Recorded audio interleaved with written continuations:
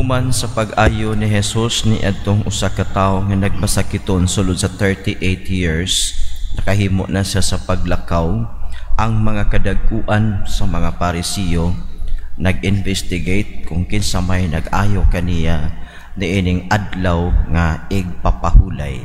Kay kanila, healing should not be performed on Sabbath day.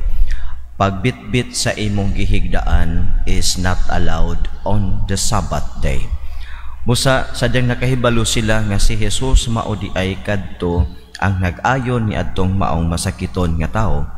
Mas misamot ang ilang tinguha sa pagpatay kaniya. Duha ang ilang accusation: paglapas sa balaod sa igpapahulay og ang iyang pag-angkon sa Dios nga iyang amahan. Kay buti pasabot nga kung siya miingon ang Dios iyang amahan, nasabtan nila kini pag-ayo nga nagpakasama siya sa Dios. Mingon sila niini kipakasama niya ang iyang kaugalingon sa Dios.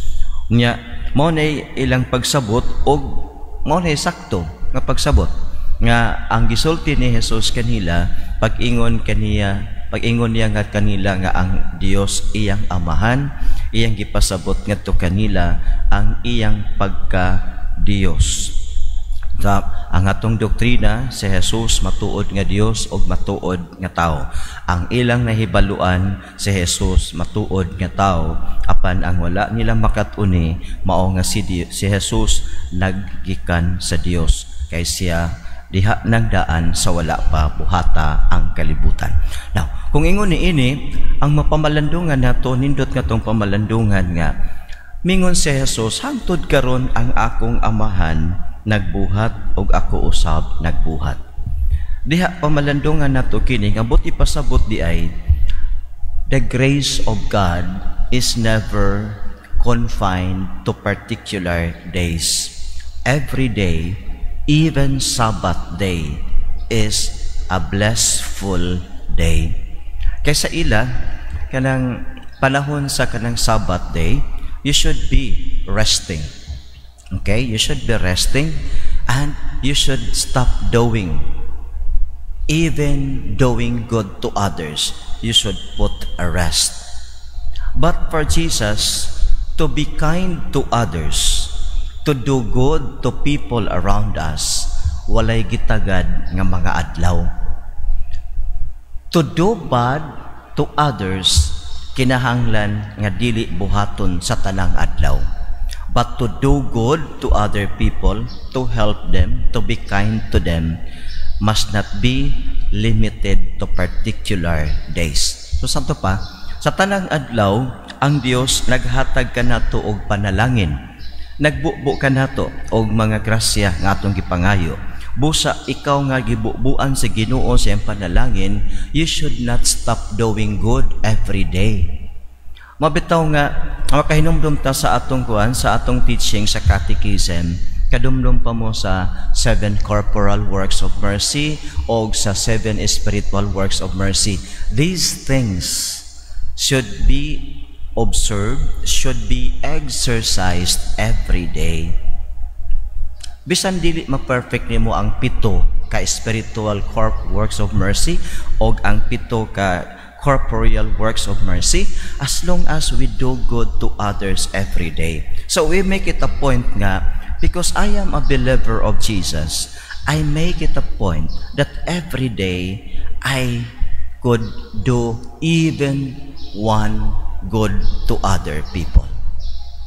So mao na nga betano ang gracias Ginoo dili man na siya confined to particular days. Every day we are blessed by God. So kita pod ang atong goodness should be shown to others in all days, sa tanang mga adlaw. So mao nga giingnan nila ang mga Hudiyo, nga akong amahan hangtod karon nagbuhat. My Father continue to bless you until today. So even on the Sabbath day, God is blessing us.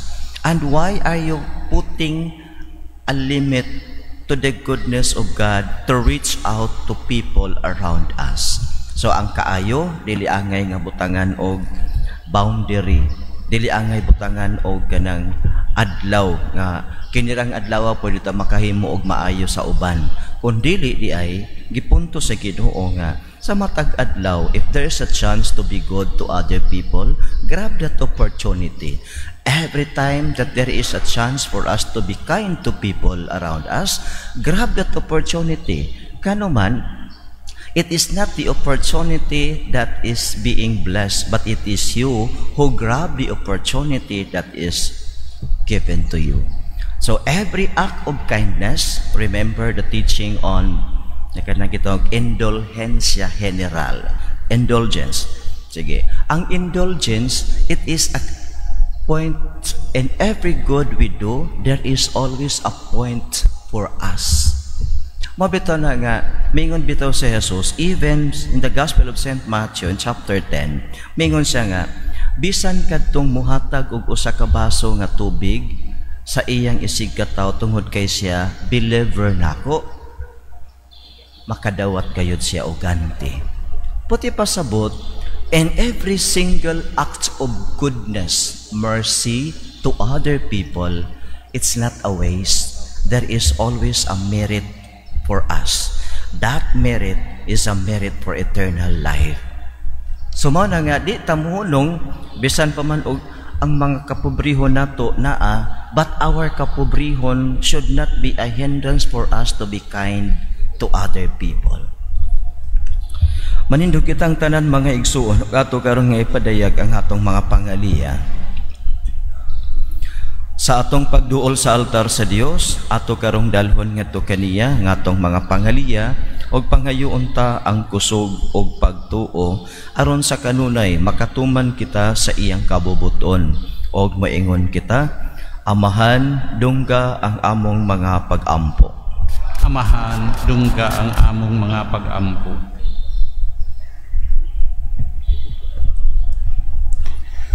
Nga ang simbahan maggiya sa iyang mga ginasakupan ngadto sa dalan sa kaayo ug magdala kanila sa pag-ilas sa gugma sa Dios.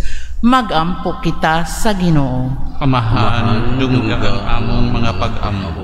Nga ang matag nasod maningkamot sa pagkabot sa kalinaw ug kahiusa, magampo kita sa Ginoo. Amahan, dungga ang among mga pag-ampo. Nga alang ni adtong nag-anto sa nagkalain-laing matang sa sakit, nga makabaton na sila og hingpit nga kaayuhan ug kahupayan diha ni Kristo, magampo kita sa Ginoo. Amahan, dungga ang among mga pag-ampo. Nga ang mga nag-alagad sa mga masakiton ug ubang hutong sa katilingban, makabaton kanunay og grasya sa paglahutay ug nga mapanalipdan sila, magampo kita sa Ginoo. Amahan, dungga ang among mga pag-ampo. Nga ang sulugon sa Dios Teofilo Kamomot Obispo, Joel Sibalipari, nga mabayaw na sa kadungganan sa altar, magampo kita sa Ginoo. Amahan, dungga ang among mga pag-ampo. Nga ang mga nangamatay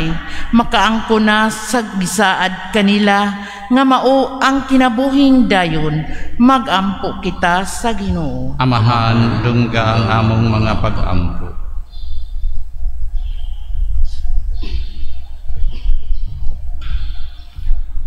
Langit nung Amahan, tabangi kami sa pagtuman sa imong kabubuton o sa pagpuyo niini sa matag adlaw sa among kinabuhi. Pinaagi ni Kristo among Ginoo. Amen.